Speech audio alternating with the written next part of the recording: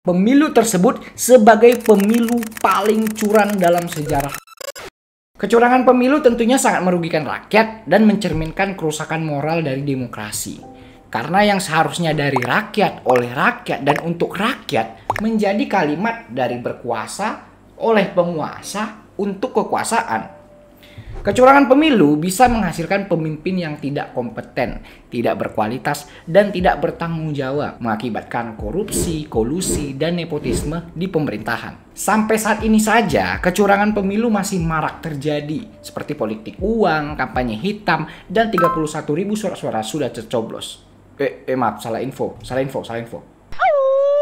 Tapi kali ini saya tidak membahas tentang Indonesia. Karena sudah jelas, Indonesia ini negara paling jujur dan demokratis. Mengutamakan kepentingan rakyat. Dan kita tuh anti tuh sama yang namanya curang gitu. Saya akan membahas mengenai negara yang pernah mengalami kecurangan pemilu paling curang. Tentunya bukan negara kita ya. Kita ke negara Liberia.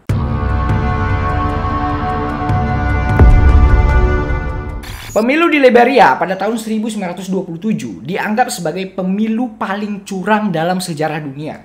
Karena hasilnya yang sangat tidak masuk akal dan bertentangan dengan fakta.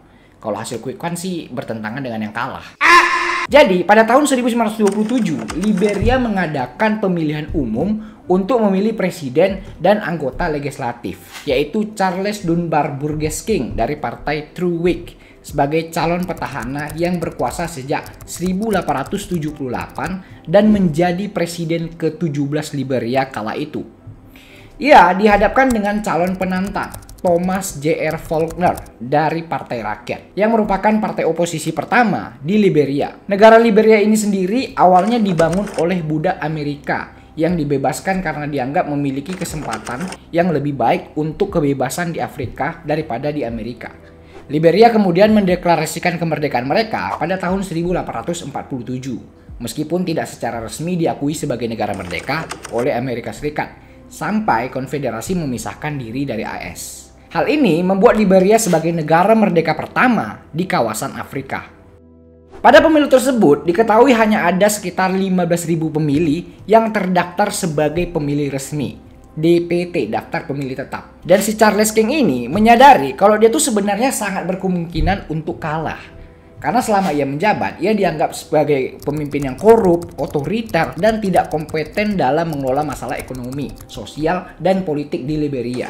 Ia juga terlibat dalam perdagangan budak dan kerja paksa di Liberia dan koloni Spanyol Fernando Po yang menimbulkan kecaman internasional sehingga membuat rakyat Liberia merasa tertindas dan tidak akan memilihnya lagi. Oleh karena itu, dia memerintahkan para pejabat pemerintahan dan militer untuk memalsukan surat suara. Kayak nggak beda-beda jauh ya sama negeri Wakanda. Ia menggelembungkan jumlah suara dan mengintimidasi para pemilih yang mendukung Faulkner agar memilih dia.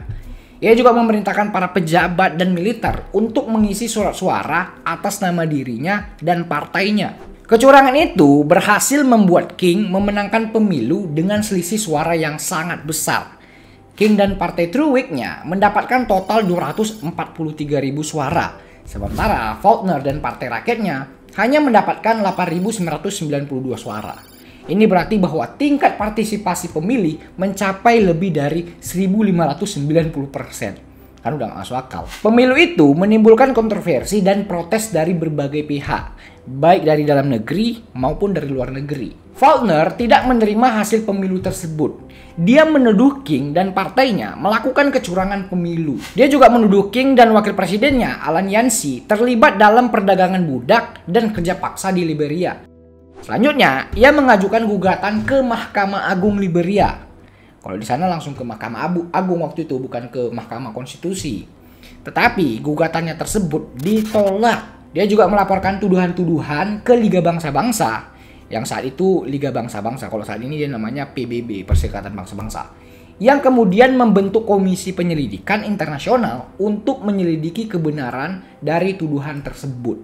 Pada tahun 1930, laporan komisi tersebut diterbitkan. Dan meskipun tidak dapat membuktikan adanya perbudakan dan kerja paksa, laporan tersebut menimpakan kesalahan kepada King, Yancey, dan pejabat-pejabat pemerintah lainnya yang memperoleh keuntungan dari kerja paksa. yang disamakan dengan perbudakan.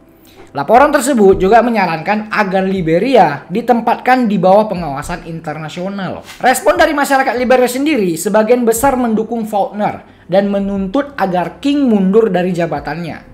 Namun beberapa kelompok masyarakat masih setia dan membela King untuk menjadi presiden mereka. Dari hasil laporan yang diterima oleh Komisi Penyelidikan Internasional, Dewan Perwakilan Rakyat Liberia (DPR) Liberia memulai proses pemakzulan terhadap King yang pada akhirnya memutuskan untuk mengundurkan diri dari jabatannya dan digantikan oleh Edwin Barclay yang berasal dari partai yang sama, yaitu Partai True Whig. Sedangkan Thomas J. Faulkner yang menjadi korban kecurangan tersebut tidak mendapatkan keadilan atau kompensasi atas kekalahan yang tidak adil. Jadi walaupun dia ini udah ketahuan curang, tapi si penantang tadi yang papanya itu nggak mendapatkan sesuatu hal yang berguna gitu. Dari pemilu yang curang ini, Guinness Book of World Record mencatatkan pemilu tersebut sebagai pemilu paling curang dalam sejarah dunia.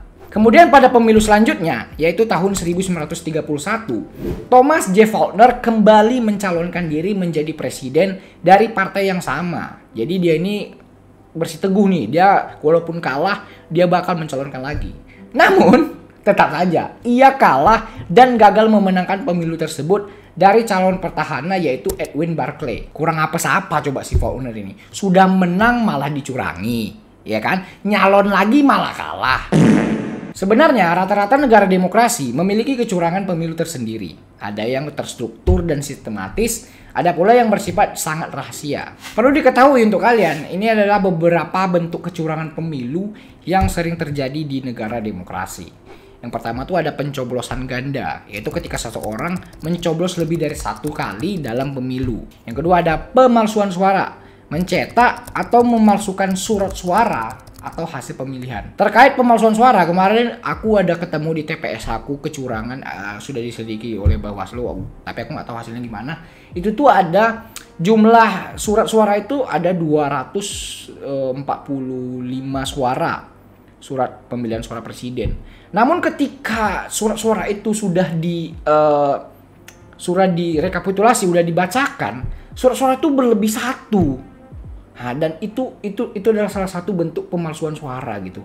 Entah gimana caranya, mungkin si pemilih ini atau yang mau curang ini tuh udah tahu format dari pemilihan presiden dan wakil presiden tersebut, sehingga dia mencetak atau memalsukan suara lah, mencetak ulang dan membawanya ke TPS dan ya lolos waktu itu, dan aku nggak tahu kelanjutannya gimana. Selanjutnya ada kecurangan intervensi pemilih, memaksa atau mempengaruhi pemilih untuk memilih sesuai dengan keinginan tertentu. Ada juga pembelian suara, memberikan uang, barang atau jasa kepada pemilih untuk memilih suara mereka. Pembelian suara ini tuh sering terjadi, ini paling sering terjadi. Apalagi untuk caleg-caleg ya kan, atau ya anggota-anggota legislatif lah yang maju sebagai calon legislatif, pasti sering kali nih.